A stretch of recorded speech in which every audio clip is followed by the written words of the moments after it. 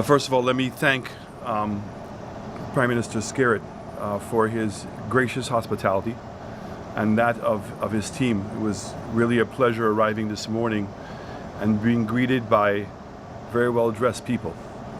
And I say that because maybe under normal circumstances that's not something that we would have noticed.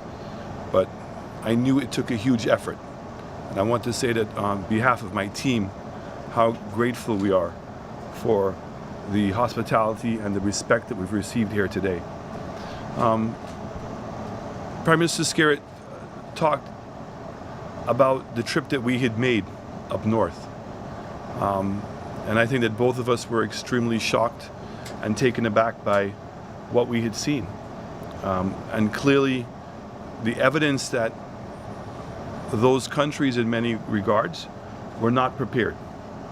The level of planning, the level of infrastructure, the capacity to be able to be resilient towards something that had happened to them was very apparent.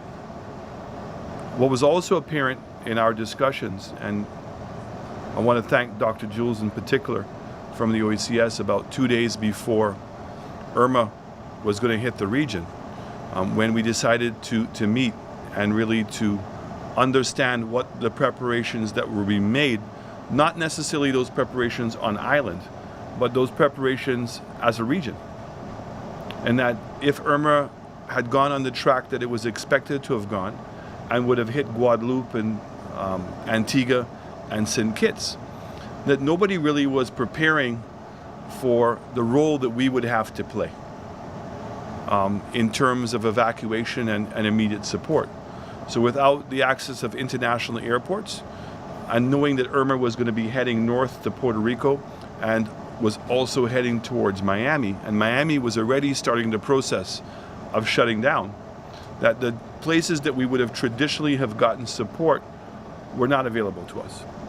And so it was Dr. Jules and myself, along with the Prime Minister of CARICOM, with the lead chairman of CARICOM, which is Prime Minister Mitchell, along with Prime Minister Gonzalez and also Prime Minister Skerrit, that we started putting things in place prior to Irma's even arrival, and that letting the world know that we would be there and open up our doors. So notices to airlines were sent out letting them know that they could come and land for free. Notices to the cruise industry that they could use our countries as evacuation points.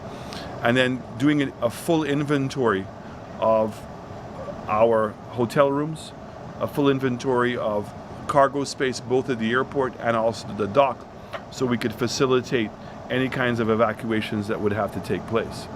As Prime Minister said, I did not know that we would have had to have kept our door open for so long, but certainly those things that we did augured well for Dominica, because even before the hurricane had hit Dominica, those same preparations had been put in place.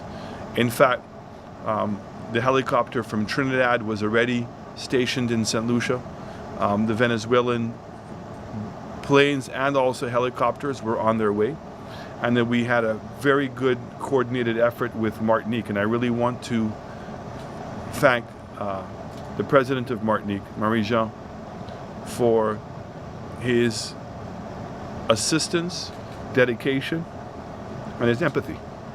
It was his planes that flew over Dominica initially, and his helicopters that were able to give us our first reports about what had happened in Dominica, and facilitated the movement of cargo and of rescue services here to Dominica. I want to really bear witness to the strength of your Prime Minister.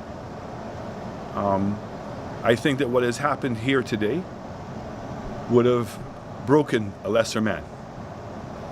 And I'm extremely encouraged by his strength, his fortitude, and obviously his stamina, because I've been through Hurricane Tomas. I know what it is to be working during the day, dealing with the government business, and dealing it with at a very high level in terms of pressure, and then having to leave here and go to your constituents. And as a Prime Minister, your constituents are the entire population. And so literally, you're on your feet all night to then have to return back to work here. So I don't want anybody to take what is taking place here for granted, in that the size of the problem and how do we deal with it. So as I've indicated in many interviews, there is 3 very real stages.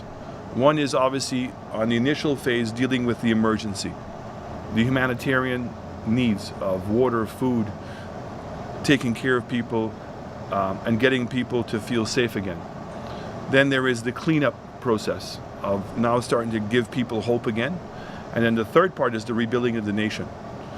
So as brothers that we've spoken about, the OECS countries, and I'm almost at liberty to say on behalf of the chairman of CARICOM, all of us, that we're all going to play a critical role in helping make sure that Dominica is back on its feet as quickly as possible. I'm asked a question and said, boy, you must be lucky that you were not hit. And I always say, yes, we were not physically hit, but the fact is we live in a very small ecosystem here in the Caribbean. And that when St. Martin, St. Thomas, St. Croix, Puerto Rico, BVI, Anguilla, Barbuda, and now Dominica are affected, then we're all affected. Like Dominica, St. Lucia has many nationals that live in the BVI and were earning incomes that they were sending back home. The farmers from Dominica who depended on those markets. And the same thing applies in St. Thomas and St. Martin and St. Croix. And it is because of our presence in those states that we have been pushing very hard to remind the United States, the British, the Dutch, and the French that we have every right to be sitting at the table and having a discussion as to what's going to happen in those countries. We have a vested interest in to see what's going to happen in those countries. And clearly this storm, or storms, and I call it the perfect storm, because not only did we have Irma, but we had Jose, and we had an earthquake in Mexico, and now you had Maria. It shows us how vulnerable we are, not only physically, but also economically, and that there are changes that we have to make, and that we continue looking north to the solutions of our problems, when in fact we have to be looking south.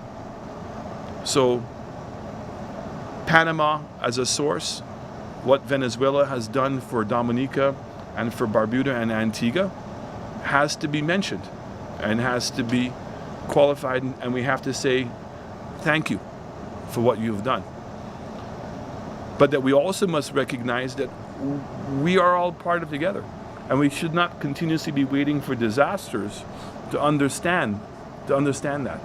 And all too often, maybe some of us leaders have to share some of the blame, that we keep on going to meetings and thinking that we're independent and acting independently.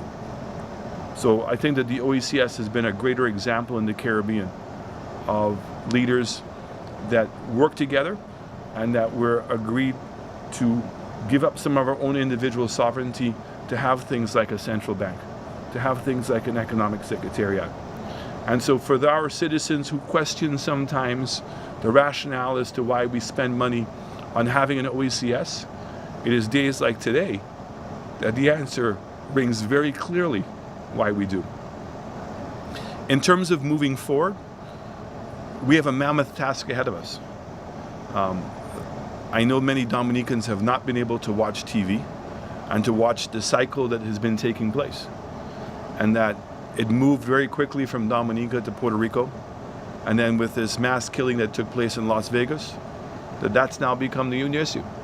And that's the reality of the world that we live in, that it's very fast moving, and you have to try to take advantage of opportunities when they exist. And so the work of myself, of Prime Minister Gaston Brown, and I also want to thank Prime Minister Skerrit. I know how difficult it must have been for him to decide to leave Dominica to come to New York. And I want to say to Dominicans, it was well received. It was the right thing to do.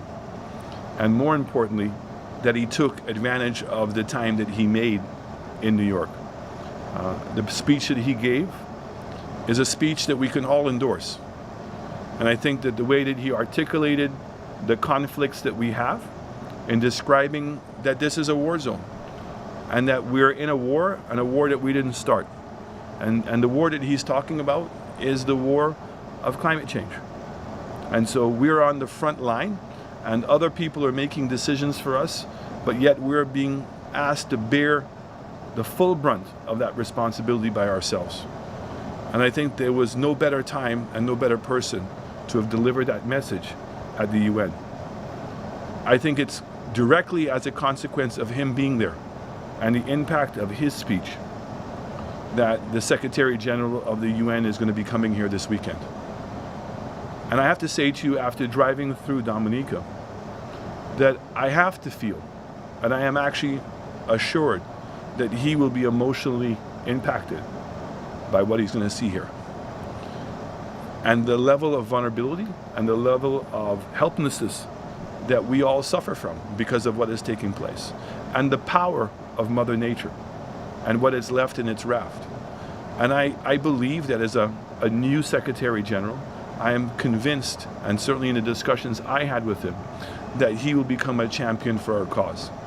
And again, I'm sorry that it is the people of Dominica who've had to suffer to this extent in order for us to make that message known to everybody.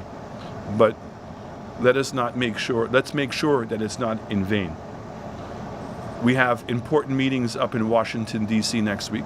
We've been able to now get a high-level meeting with the major countries in the world in hopes that we can get what we've been saying for years, that the Caribbean cannot be classified by one measurement when it comes to whether we're a middle income or high income or low income, but more importantly by one measurement to determine whether we should have access to aid money or have to pay for commercial debt. So we're hoping at that meeting that we've finally been able to convince everybody that the Caribbean and small states like ours need to be classified on a vulnerability index that the Secretary General was talking about. That would go a long ways in allowing us to help ourselves. Because I know one thing about us in the Caribbean, nobody's looking for a handout. All we want is a fair chance, a fair opportunity to be able to take care of ourselves and to prosper. And you know, when I come here and I see the extent of the damage, but I see people up and around, cutting wood, cleaning up their homes, and getting on with life, makes me proud to say I am from the Caribbean. So Prime Minister, on behalf of all solutions, let me wish you all the best to continue to give you the assurances that St. Lucia remains Dominica for the foreseeable future. Anybody coming to our country is like they're arriving in Dominica. And we will continue to be a hub, both for supplies and for people to support your growth and reestablishment. So again, I want to thank you for your hospitality. I want to thank you for your leadership.